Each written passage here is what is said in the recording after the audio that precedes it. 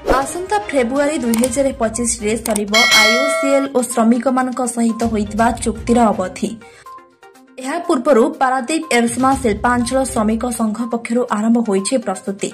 IOCL परिसर में कार्य करुवा श्रमिक मानक कार्यस्थल में दरमा वृद्धि, पीवा पानी, रेल सेट, कैंटीन सुविधा, प्रत्येक मासर निर्दिष्ट तारीख में दरमा, मेडिकल सुविधा प्रभृति 10 दफा दाबी पत्र प्रदान करा जायथिला। मात्र सेथिरो किछि दाबी को आईओसीएल मानि नैथिबा बेले बहुत दाबी आज पर्यंत पूर्ण करा जाय नाही।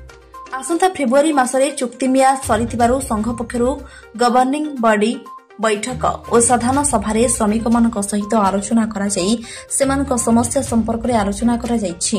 0 पॉइंट स्थित जगतसिंहपुर जिला ट्रक मालिक संघ सभागृह में अनुष्ठित ए समावेश में सभापति बापी सरखेल, संपादक समीर विश्वाल और कैलाश साहू समेत पारादीप एरसमा शिल्पांचल श्रमिक संघर बहु कर्मकर्ता जोगदे श्रमिक मानक समस्या एवं यह किपरि समाधान हेब से संपर्क में विशद आलोचना करा जायछि।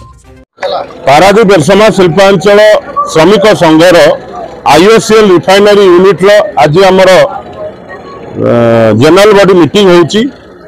आसंता फेब्रुआरी 2025 रे आमर सेटलमेंट सरुची एवं जो डिमांड गुड़ा आम आईओसीएल को देइचु से विषय में आम श्रमिक भाई मान सहित आलोचना करने आज ये जनरल बॉडी मीटिंग डका प्रथम थर।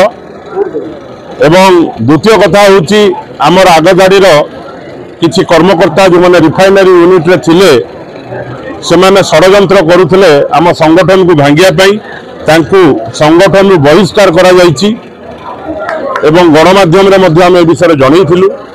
एही सब आलोचना को नहीं एवं आगामी दिन में को भलिया भाव में श्रमिकंकर एकता आउरी बढ़िबो जो थे आईओसीएल मैनेजमेंट पाखे जो 10 दफा दाबी आम देइछु सेटा पूर्ण होबो से विषय आलोचना करने आज ये मीटिंग ऑर्गेनाइज।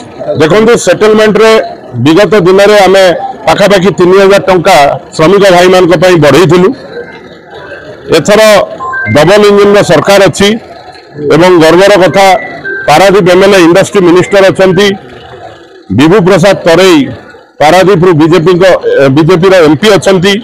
तो ये डबल इंजिन सरकार रे 3000 टंका तो आईओसीएल निश्चित बढ़ेब किंतु इंडस्ट्री मिनिस्टर और एमपी सहयोग में आम आशा करूँ आगामी दिन में आउ 3-3 हजार बढ़िले पिलांकर 9000 टंका बढ़ी पार दरमा मुझे आशा करूँ।